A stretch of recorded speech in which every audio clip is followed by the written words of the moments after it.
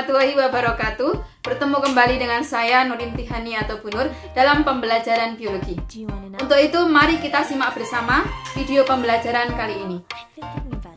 Kali ini kita akan membahas mengenai struktur sel ya.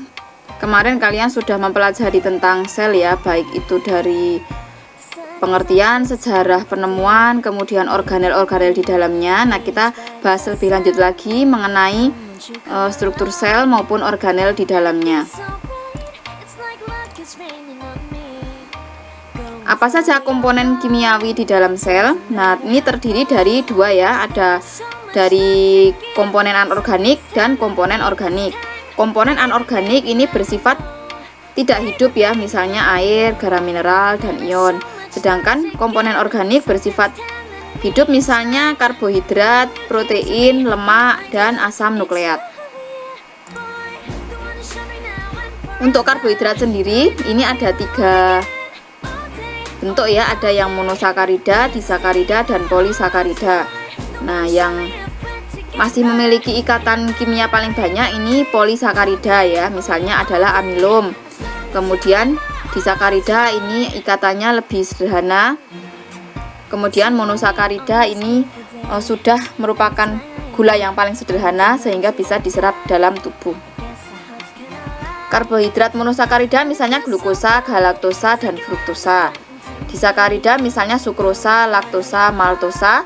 Kemudian polisakarida misalnya amilum, glikogen, lignin, selulosa, kitin, dan heparin. Kemudian lemak. Nah, lemak ini yang sederhana dalam bentuknya adalah gliserol dan asam lemak. Lemak bisa dibagi menjadi lemak sederhana, lemak gabungan, dan turunan lemak. Yang selanjutnya yaitu protein. Nah, protein ada yang protein sederhana dan protein gabungan. Protein sederhana misalnya albumin dan globulin, sedangkan protein gabungan misalnya glikoprotein, nukleoprotein, lipoprotein, dan kromoprotein.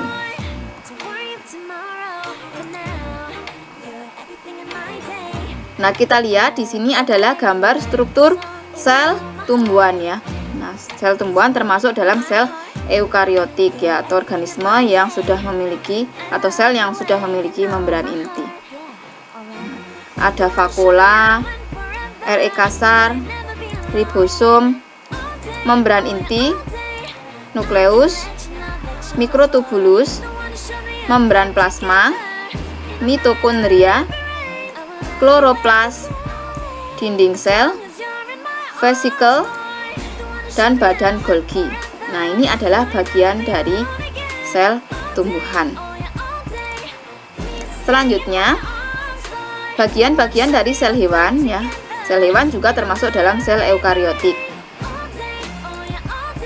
Ada nukleus, vesikel, lisosom, ribosom, RE kasar, RE halus, badan Golgi, sepasang sentriol, membran plasma, mitokondria, mikrotubulus, dan mikrofilamen.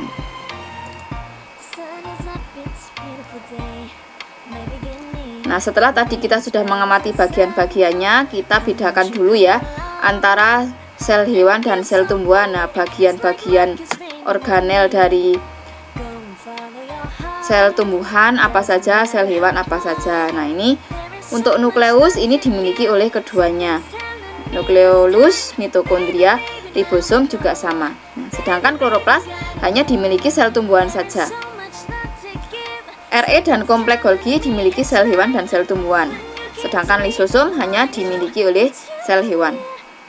Vakuola dimiliki hanya sel hewan, sel tumbuhan saja ya. Nah, sel hewan ini yang memiliki hanya protozoa. Kemudian sentriol hanya dimiliki sel hewan, dinding sel dimiliki sel tumbuhan, membran sel, mikrofilamen, mikrotubulus dimiliki oleh keduanya. Nah, kita sudah membedakan organel-organel apa saja yang ada di sel hewan dan apa saja yang di sel tumbuhan.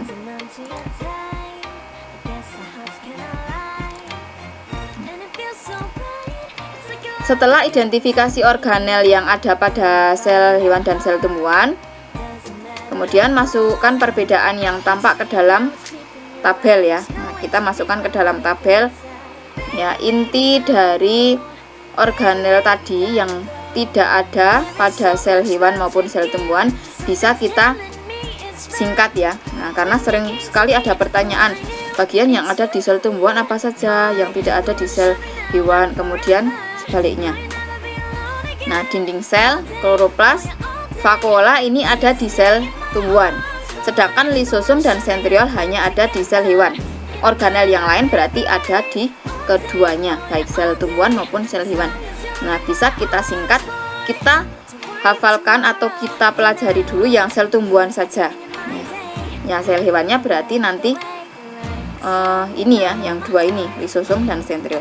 Nah, bisa kita singkat diklofagnolysen ya. Jadi pada sel tumbuhan ada dinding sel, kloroplas, vakuola, tidak ada lisosom dan sentriol. Jadi lisosom dan sentriol karena tidak ada di sel tumbuhan, adanya di sel hewan. Nah, ini untuk mempermudah kalian mempelajari ya.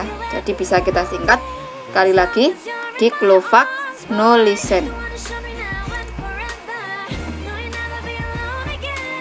Nah, ini fungsi dari organel sel ya. Kemarin juga sudah kita pelajari. Nah, kita pelajari lebih lanjut agar kalian lebih memahami.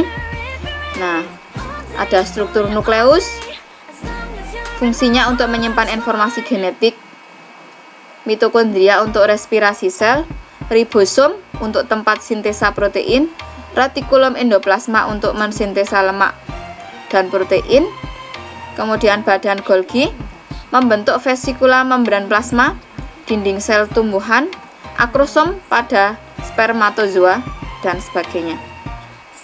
Lisosom melakukan pencernaan intrasel, autolisis, autofag, dan exositosis.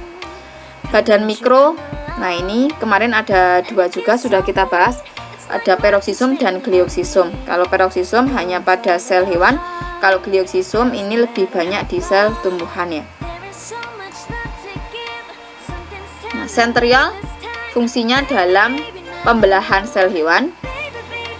Sitoskeleton atau rangka sel ini berfungsi dalam pengaturan dalam pergerakan. Vakuola tempat penyimpanan cadangan makanan. Plastida ini adalah pigmen dalam sel tumbuhan ya, ada kloroplas, kromoplas, dan leukoplas. Nah, yang sering kita kenal mungkin yang kloroplas ya, karena berfungsi dalam proses fotosintesis.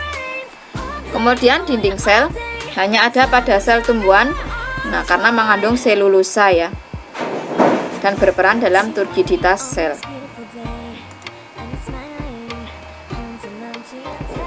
Di bagian akhir untuk tugas silahkan kalian gambar sel hewan beserta dengan bagiannya dan sel tumbuhan juga beserta bagiannya. Tadi sudah kita bahas, kalian buat sekali lagi gambar sel hewan dan sel tumbuhan beserta bagiannya agar kalian lebih memahami materinya. Terima kasih atas partisipasinya. Jangan lupa belajar biologi itu menyenangkan. Demikian pembahasan materi kita kali ini. Jangan lupa untuk terus menyaksikan video-video dari materi Binur selanjutnya. Dan jangan lupa pula untuk like, komen, dan subscribe di channel Binur. Terima kasih. Wassalamualaikum warahmatullahi wabarakatuh.